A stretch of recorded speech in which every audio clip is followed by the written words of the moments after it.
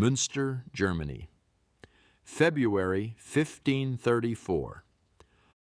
A 24-year-old tailor's apprentice named Jan van Leyden has just been proclaimed King of Münster, not by a court, not by birthright, by a man who told the city's 10,000 inhabitants that God had spoken to him and that Jan was the chosen ruler of the New Jerusalem, the last standing city before the second coming.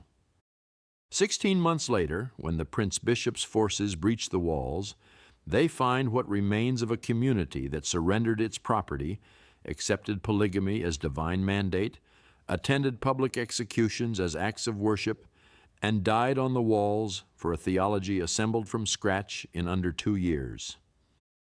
Jan of Leyden was not magnetic in any conventional sense.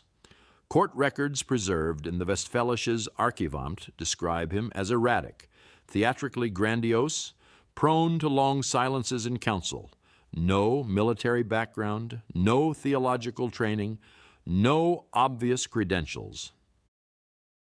What he had was a system. That system, the specific sequence of psychological mechanisms that turned an ordinary German city into a sealed world with no exit, has been independently identified in every high-control group studied since. From 1534 to 1978, the leaders are different, the architecture is not. What you're about to see is not a profile of broken people or extreme personalities. The clinical research on cult recruitment contradicts what most people assume. There are 6 documented psychological mechanisms that explain how high-control groups function. They were identified separately by 3 researchers who had no contact with each other.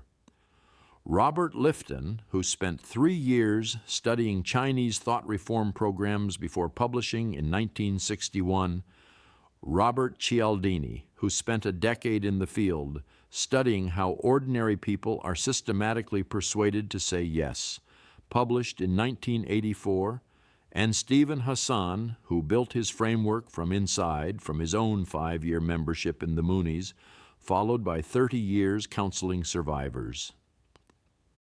Different methods, overlapping conclusions. We'll go through all 6, and we'll stay inside what the primary sources can actually demonstrate. The word cult has a practical problem. It has absorbed so much emotional weight that it now functions mostly as an insult. That's not useful for analysis. Lifton's working definition doesn't focus on the content of the beliefs. It focuses on the structure of the group's relationship to those beliefs.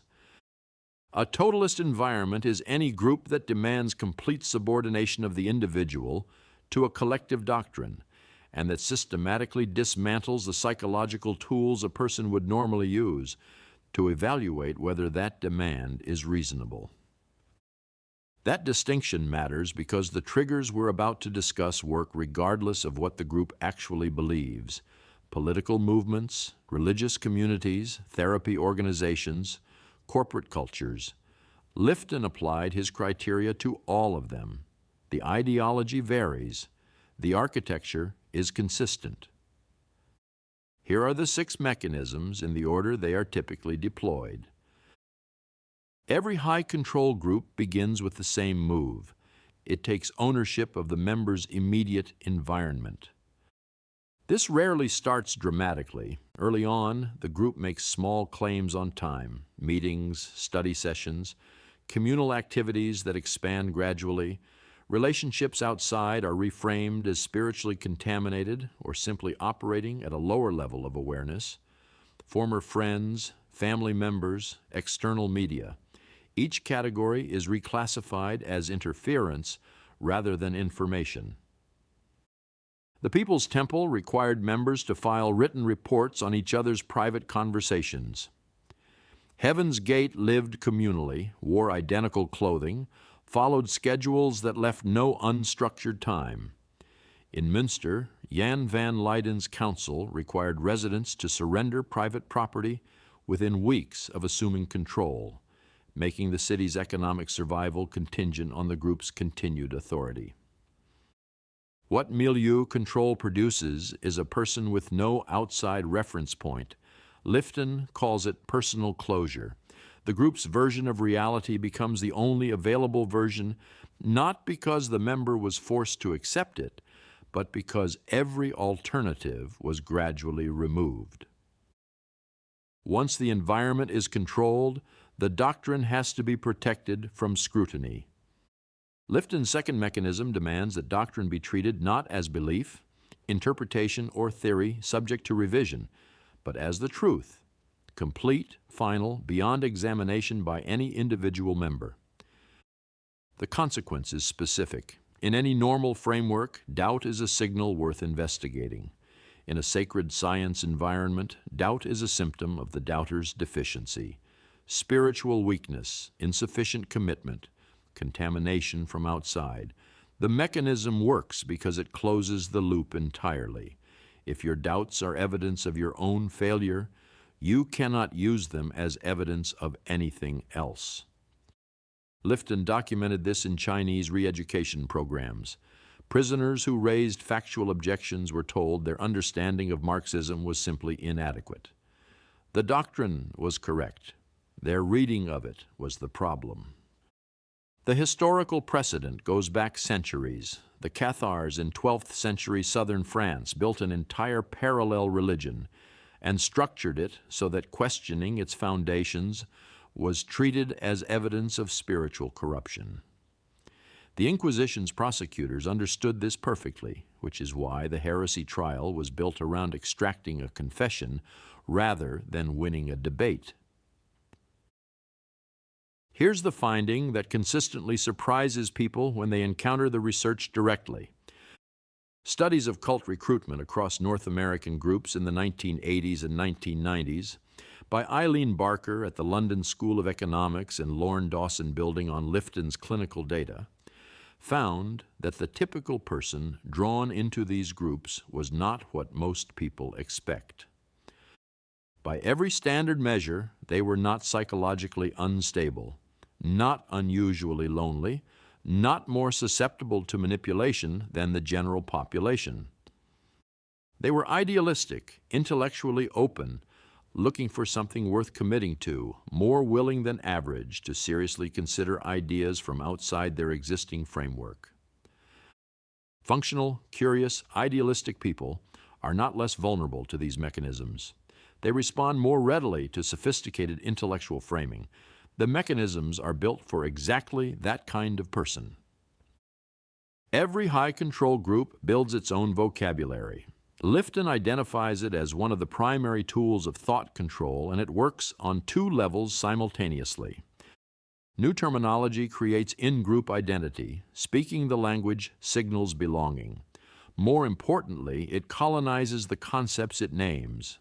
Once an idea carries the group's specific connotations, thinking about it independently becomes genuinely harder.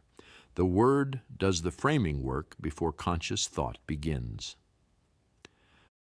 Scientology designates former members who speak critically as suppressive persons. The term is not merely descriptive. It carries behavioral prescriptions already built into its meaning. Members are required to sever all contact. You do not need to convince someone that their parent is dangerous if you can get them to categorize that parent as a suppressive person. The label handles the conclusion. In Münster, Jan van Leyden introduced theological divisions, the blessed versus the godless, that carried direct legal and material consequences. The vocabulary was the enforcement mechanism. This is among the least discussed of Lifton's mechanisms. It operates on a principle Cialdini documented separately in his 1984 research on commitment and consistency. Most high-control groups require regular self-disclosure. Members share private thoughts, doubts, failures, transgressions with the group or its leadership, framed as spiritual or psychological development. The practice produces a specific kind of exposure. Whatever members have shared is now held by the group. Exit means that information could be used against them. Staying means it's protected. Cialdini's consistency principle adds a second layer. Once a person makes a public act of commitment, a declaration, a confession, a symbolic gesture, the drive to remain consistent with that act is strong and largely unconscious. People don't confess because they believe. They come to believe partly because they've confessed. Lifton documented this in Chinese re-education programs. What prisoners confessed mattered less than the act of confessing itself.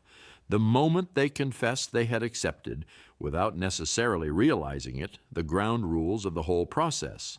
That acceptance was the real target, not the content, the act.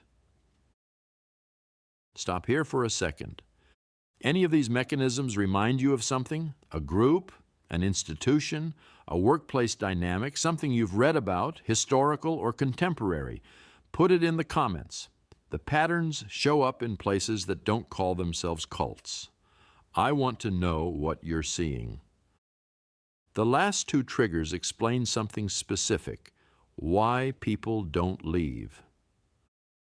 Every member eventually hits the same moment, a point where personal experience contradicts the doctrine. They observe something inconsistent with what they've been taught. The gap between the leader's promises and observable reality becomes impossible to ignore. In any normal situation, this is a data point. The person integrates it and updates their position. In a totalist environment, the data point is invalid. If your experience contradicts the doctrine, your experience is wrong, contaminated by outside influence, spiritually insufficient, a product of your own deficiencies. The doctrine is the only valid reference point. Your perception of reality is subordinate to it. The clinical consequence is identity erosion. After sustained repetition, the individual loses confidence in their own judgment. Gradually, through hundreds of small corrections, the internal instrument that normally tells a person what's real has been systematically undermined. This is why survivor testimony consistently describes profound disorientation after exit. The grief for a lost community is real, but what survivors describe more often is something deeper: a loss of basic confidence in their own perception.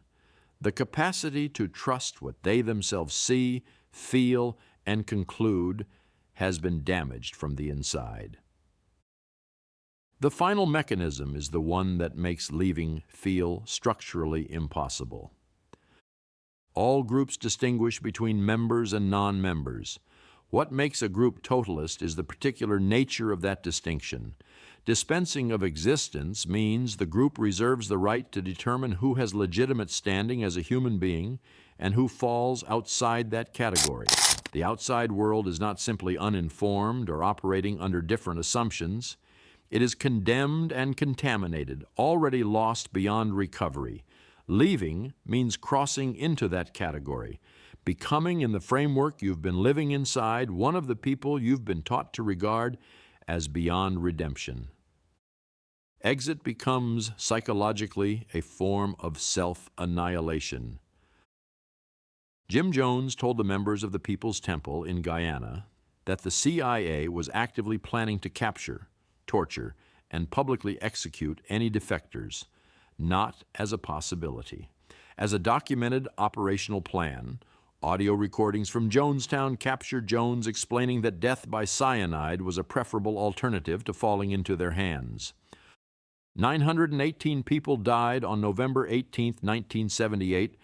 The FBI investigation documented across thousands of pages of testimony how the architecture we've described was assembled over 15 years. The members were not, by any forensic or psychological measure, insane. They were not unusually damaged. They had encountered a system built to use the properties of ordinary human psychology against itself. Back to Münster, 1535. When the surviving leaders were captured, the interrogators asked the same question historians have been asking ever since. How did this happen in 14 months? How does a city of 10,000 ordinary people become this? The Verhör Protocol, the interrogation records preserved in the Westfälisches Archivamt, document the answers, not in Lifton's vocabulary. Lifton wouldn't be born for another 4 centuries, but the sequence in the survivor's testimony matches the architecture we've described with a precision that's hard to look at without recognition. Milieu control, sacred science, loaded language, confession, doctrine over person, dispensing of existence in that order within those 14 months. Münster is not the anomaly it looks like from the outside. It is a template, and templates are, by definition, repeatable. The 6 triggers explain how a group captures an individual. They don't explain something else. Why every civilization in the historical record produces groups like this, independently, repeatedly, with the same architecture, that's a different question, and it points to something operating at a level below the individual psychology we've been describing. Carl Jung called it the shadow, not the version that circulates in self-help, the collective one, the mechanism that operates not through individuals, but through nations, institutions, and entire civilizations. The one that explains how ordinary, functional, psychologically normal people, the same profile we just described, end up participating in things they would never have chosen individually. Jung spent 30 years building that argument. He only published the full version at 75, the part he'd been avoiding. Next week, the psychologist who saw the Holocaust coming.